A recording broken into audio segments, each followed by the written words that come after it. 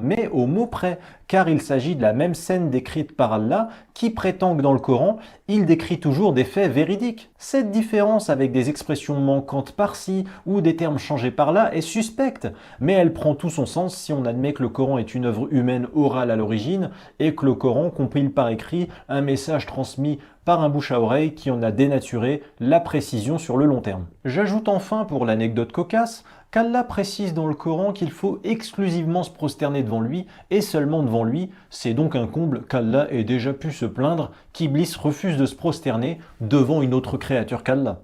Donc voilà, croire en le Coran, ça veut dire qu'il faut juger crédible qu'Allah l'infini. Merci beaucoup. Donc, Monsieur Omar, Oui. que vous inspire ce que dit Monsieur Oukasha? C'était par rapport à la prosternation, hein. Oui.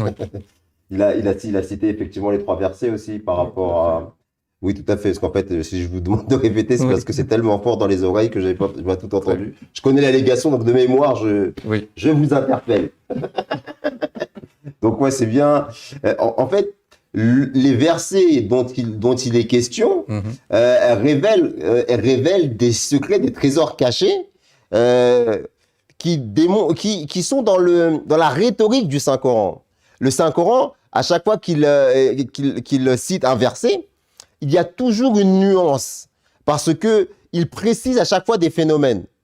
Et pour le coup, dans ces versets-là, on parle d'argile, de boue noirâtre, on parle même d'argile crissante, hein.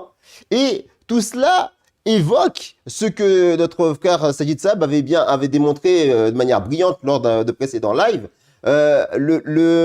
la nature de la création de l'être humain. Mais là, alors que Sajid Saab, dans sa démonstration, il avait parlé de l'aspect scientifique, qui montre que le Saint-Coran reprend différents moments de l'état, de l'évolution qui a mené à la création de l'être humain in fine, eh bien, dans ce contexte-là, dans le cadre de la question de Satan, des anges et de Adam, alayhi salatu wassalam, ces termes qui sont employés, là, on rentre dans le champ lexical de la religion. À chaque fois qu'Allah subhanahu wa ta'ala parle et précise, à un moment donné, il parle de djinn, à un autre moment, il parle d'argile, il parle de boue, il distingue le djinn de l'homme. Tout ça pour expliquer la nature de certains individus. Le djinn, à un moment donné, qui est créé de feu, représente celui qui est intempestif, qui a un caractère fougueux, quelqu'un qui n'est pas très malléable. L'argile, et c'est connu dans le langage courant, quelqu'un qui est fait d'argile, quelqu'un qui est malléable. Et donc c'est même resté. Donc à chaque fois, il y a des précisions qui sont faites par Allah subhanahu wa ta'ala dans chacun des versets.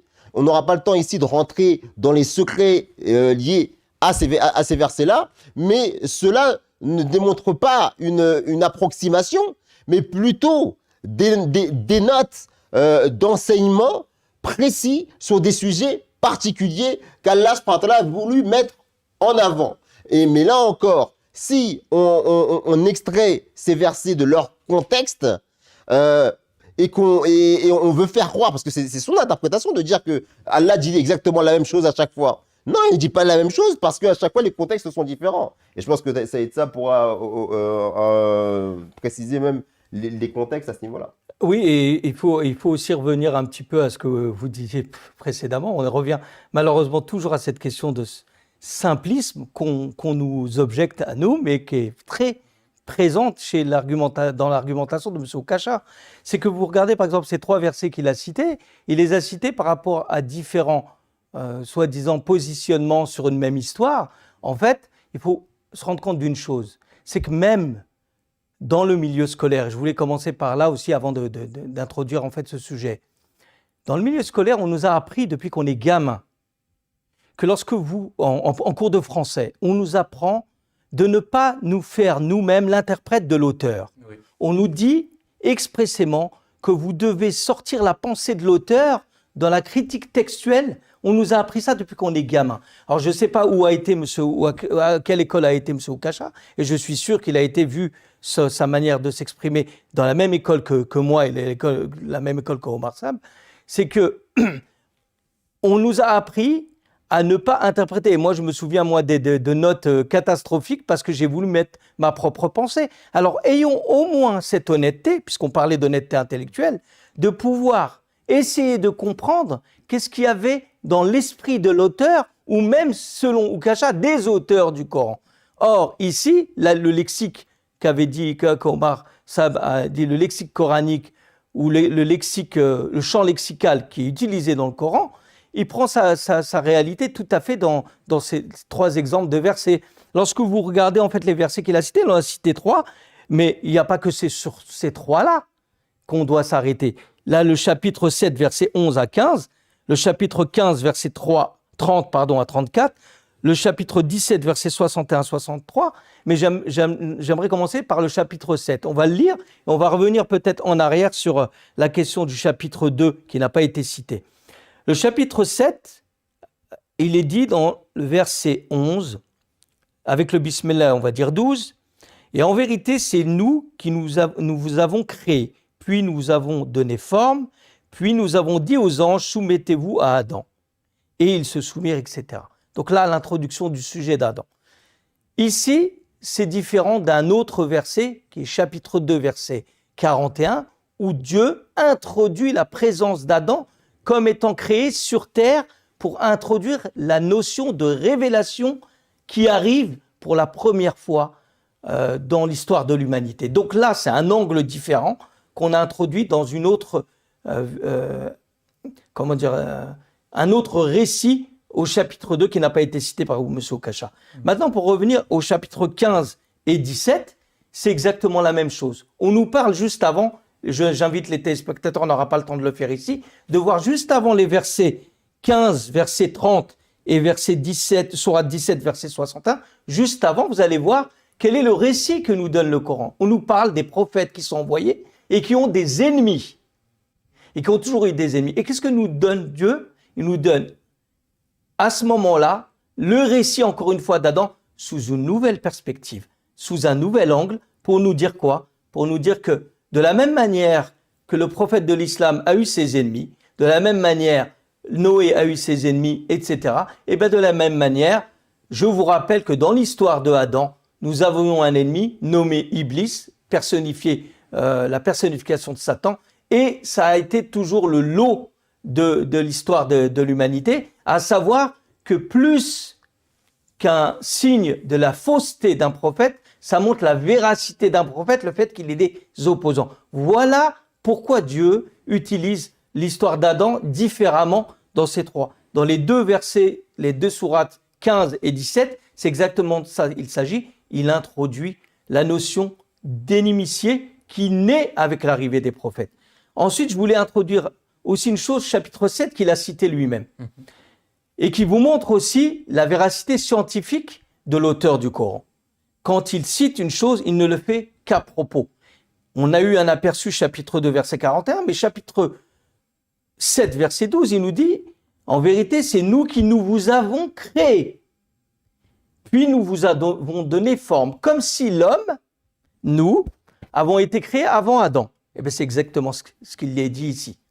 En fait, l'homme était déjà présent et Dieu a créé l'homme avant, il l'a façonné avant l'arrivée d'Adam. Et c'est exactement ce que ce verset, il l'a pas soulevé, notre détracteur, en disant, tiens, il y a une anomalie. Voilà, et c'est exactement la même chose dans le chapitre 7 ici, verset 12, il nous dit que Dieu a d'abord, et il utilise le pluriel, il dit « khalaqakum » avant, et il vous a donné forme. Et ensuite, puis, il dit aux anges, soumettez-vous à Adam. Là, c'est quoi? Ça veut dire que si on prend la logique, et là je donne du crédit à M. Oukacha, la logique de certains musulmans qui voudraient croire qu'Adam a été créé de manière spontanée, effectivement, ce verset montre clairement que ce n'est pas le cas. Mais la position de l'islam n'est pas du tout ça. La position de l'islam, c'est de dire qu'effectivement, l'homme a été façonné et il a subi une évolution graduelle qui l'a amené in fine à ce point culminant qu'est Adam. Et quand il arrive à ce niveau-là, Dieu nous montre quoi? Il nous montre que la question de sajada ici, elle prend tout son sens. Pourquoi? Et là, on va voir que l'angle, il n'est pas du tout inopportun, il est tout à fait à propos. Pourquoi? Parce que ici, on ne pouvait pas parler, on parlait de djinn juste avant, on ne pouvait pas parler à des êtres humains qui étaient dans un processus d'évolution morale, physique et de maturité qui n'était pas encore assez évolué pour pouvoir recevoir une loi. Eh bien, avec Adam, pour la première fois, les anges, et là on va introduire la notion de sajada, ce n'est pas une prosternation physique, où les anges, en tant qu'entité représentant l'ensemble de la création, se mettent au service de l'homme avec un grand H, par excellence, qui est Adam, qui lui va amener quoi? Le fait qu'il va refléter les attributs divins et que l'ensemble des anges vont le soutenir dans sa mission.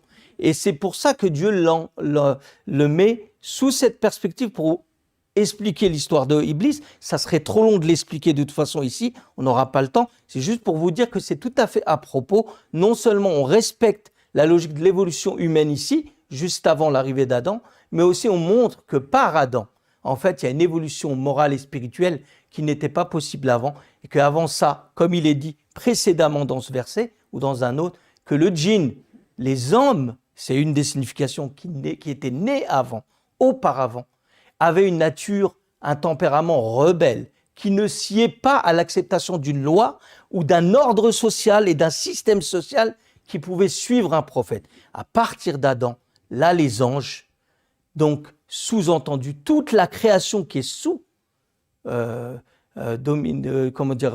autorité des anges, doivent porter assistance à Adam, et c'est dans ce sens-là qu'ils se soumettent à Adam, pas physiquement, mais tout à fait dans l'esprit qu'ils doivent l'aider dans sa mission à accomplir le but pour lequel les prophètes sont envoyés, à savoir qu'ils doivent montrer l'existence de Dieu et le chemin pour avoir une vie de paix dans un système social, religieux, qui les amène à être en ligne avec ce que Dieu a voulu expliquer dans le Coran. Merci beaucoup. Alors, ça me fait penser à une question.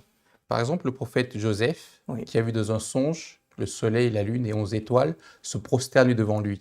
Tout à fait. Et que plus tard, ça s'est réalisé. Tout à fait. Ce sont ses parents et ses frères qui l'ont rejoint dans la foi. Tout à fait. Est-ce que ça pourrait correspondre C'est tout à fait une implication qu'on pourrait tout à fait mettre ici, c'est que n'oubliez pas qu'il a été mis en position à ce moment-là, Youssef alayhi salam. Oui. Et sa position était qu'effectivement, à ce moment-là, ses frères, ses parents sont rentrés dans la juridiction de son autorité et que c'est lui, effectivement, qui allait les diriger et les guider. Et c'est une beauté aussi du Coran de montrer aussi cette facette qu'on ne peut pas prendre un soleil dans un songe comme étant un soleil physique, mais effectivement, et se prosternant physiquement, mais toujours montrer que le soleil qui est en Jacob et sa famille montre quoi? Que Jacob n'était pas une petite personnalité, mais une personnalité, un prophète important. Et malgré ça, Dieu dit que ce prophète même allait suivre Youssef alayhi salam, qui était le fils de ce même prophète. Effectivement, c'est tout à fait en ligne, c'est la phraséologie coranique, c'est la manière de parler aussi et expliquer du Coran. Et d'ailleurs, le saint prophète Mohammed sallallahu alayhi wa sallam a été décrit aussi comme un soleil, tout à fait. dans sa Coran. C'est une très belle interprétation c'est une très belle preuve que la prosternation dont il est question ici n'est pas un shirk, de l'idolâtrie. Et c'est là que notre détracteur est malhonnête, parce que comment il peut oser alléguer que le Saint-Coran, de manière grossière, appellerait à l'idolâtrie. Alors que le but même de ce livre-là, le but même de l'islam, c'est de combattre l'idolâtrie, c'est le monothéisme pur. Oui. J'aurais une question à vous poser. Est-ce que dans l'histoire, cette allégation-là de prosternation a déjà été faite? Je veux dire, par exemple, à l'époque du prophète sallam.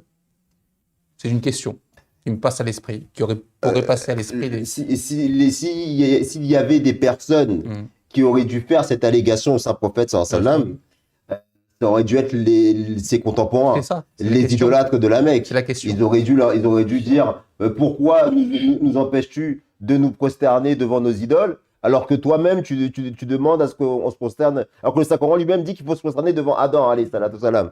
Ça veut dire qu'ils ont eux-mêmes qui étaient arabophones n'ont jamais levé une telle allégation. Alors comment une personne qui raisonne à partir du français peut aujourd'hui se permettre de soulever une telle allégation? Sans parler qu'effectivement, le terme sajada a une connotation beaucoup plus large et qui est largement utilisé en termes figuratifs.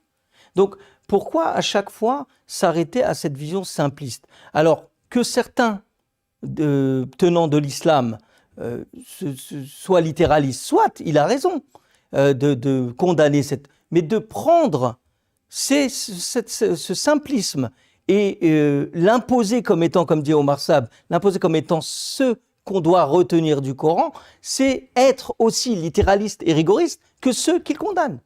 Donc, c'est pas manichéen, on ne peut pas avoir une vision manichéenne, on doit s'intéresser à 1500 ans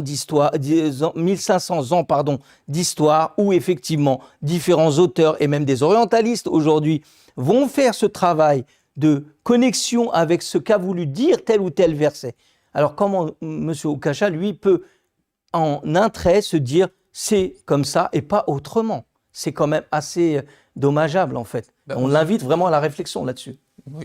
En fait, vous introduisez la question de l'arabe classique et l'arabe moderne. Oui. Aujourd'hui, si on veut faire l'étude du Coran, il faut s'intéresser à l'arabe classique et à l'arabe tel qu'il était compris à l'époque du prophète sallallahu alayhi wa sallam. Est-ce que c'est ça que vous dites? Alors, c'est vrai que vous avez raison quand vous dites que l'arabe moderne, standard moderne, n'est pas du tout l'arabe classique. Il faut le savoir. Et il y a une chose qui est souvent oubliée, y compris par les musulmans eux-mêmes, et ce que la Jamaat Ahmadiyya a remis au goût du jour par l'intermédiaire de Hazrat Mirza Ghulam Ahmad alayhi salam, et clairement montre la différence entre notre façon d'interpréter le Coran et la façon des autres. Eh bien, vous voyez par exemple, plus vous vous rapprochez du prophète sallallahu alayhi wa sallam, et plus vous allez voir que les gens, même les poètes, avaient une logique différente dans leur manière de comprendre les mots en arabe. Alors, il ne s'agit pas de vous dire, vous devez maîtriser l'arabe, parce que même les arabophones d'aujourd'hui se trompent sur le littéralisme qu'ils imputent à certains versets du Coran. C'est simplement de se dire qu'attention, la langue arabe classique n'est pas la langue arabe standard que nous avons aujourd'hui, au point où vous allez voir que les mots qui sont utilisés aujourd'hui et qui ont pignon sur rue dans beaucoup de livres islamiques ne sont pas du tout en lien avec ce qu'avaient dans l'esprit des gens comme Al-Ghazali, des gens comme les premiers imams, comme l'imam Malik, l'imam Shafi'i, Abu Hanifa, lorsqu'ils comprenaient les mots en arabe, ils les comprenaient parce qu'ils avaient un sens. Avec peu de mots, ils arrivaient, et ça c'était la spécificité du prophète sallallahu alayhi wa sallam, avec peu de mots, ils étaient capables d'avoir tout de suite l'implication de ce que voulait dire telle ou telle phrase. Donc c'est réducteur de vouloir limiter le Coran qui est par excellence la base même de l'arabe classique, je rappelle, et pas l'arabe standard, de le réduire à un simplisme aussi, une vision manichéenne des choses. Pardon ? C'est la condescendance. En fait. Oui, voilà. C'est de la condescendance parce que d'emblée, il part avec l'idée que forcément ceux qui ont, parce que d'après son allégation, c'est plusieurs personnes qui ont écrit ce livre, ils sont pas intelligents en fait. Et donc il s'interdit de croire qu'il y a ne serait-ce qu'une espèce de profondeur dans le texte, alors que la langue arabe d'elle-même déjà appelle à la profondeur. C'est une richesse, c'est connu. N'importe quel linguiste pourra vous dire que la langue arabe est une langue très riche, une langue orientale étudiée et qui mérite le respect. Et étudier un livre qui a été révélé il y a plus de 1400 ans de cela, ça demande une rigueur plus scientifique que cette vision grotesque, caricaturale qu'en donne Monsieur Oukacha. Et donc c'est pas sérieux. Il peut croire qu'il a une analyse scientifique, mais elle est partisane, elle est partielle, elle reprend pas le contexte, il ne le fait pas à partir de la langue d'origine, et pour permettre que justement à ceux qui l'écoutent de pouvoir se forger une réelle opinion et non pas détourner volontairement comme ça le texte pour le faire passer pour un texte qui est simpliste et stupide, que Dieu nous en préserve. Et on le renvoie effectivement aux auteurs poètes de l'époque anti-islamique ou après. Et dans ces mots-là, il verra que, comme le dit Omar ibn al-Khattab, radiallahu anhu, que lui-même dit, vous devez étudier la langue arabe des poètes anti-islamiques parce que dans ces explications ou de ces sens, il y a le tafsir de votre livre, Kitab Allah, c'est-à-dire le Coran. Donc comment nous, on va s'arrêter à la poésie? Vous savez ce que c'est. La poésie, c'est un haut niveau littéraire. Donc comment, à la lumière de ce qu'a dit le deuxième calife de l'islam, on doit se référer au moins au sens des mots de la poésie arabe, mais là, moi, je ne vois pas du tout, en dehors du simplisme de M. Oukacha, une quelconque référence à la haute littérature de la littérature arabe classique. Je ne la vois pas. Et lorsque nous, on essaie d'avoir une approche un tant soit peu académique, je ne dis pas qu'elle est académique, parce qu'en 1 heure, on ne peut pas faire de l'académie, mais on essaie d'avoir une approche un petit peu studieuse du Saint-Livre pour parler de ce livre-là, il ne viendrait jamais à l'idée de M. Oukacha d'avoir la même posture qu'il a sur n'importe quel livre de la littérature française. Exactement. Jamais. Alors que le Saint-Coran, c'est une œuvre littéraire. Il est reconnu comme tel. Oui. Si Dieu, dans son Saint-Livre, dit que tu n'es pas un poète en parlant du Saint-Prophète Mohammed, c'est parce que certains croyaient que ce n'était que des vers de poésie, tellement le niveau littéraire, il était élevé. Et d'ailleurs, un chef de la Mecque, opposant au Saint-Prophète, acharné opposant, a été très impressionné par le Coran. Tout à fait, tout à fait, tout à fait. Il y en a même C'est un argument en faveur du Coran. il y a même des poètes qui ont arrêté la poésie devant la grandeur et la beauté justement de cette œuvre littéraire poétique et très profonde en plus. Ouais, je vous remercie tous les deux pour ces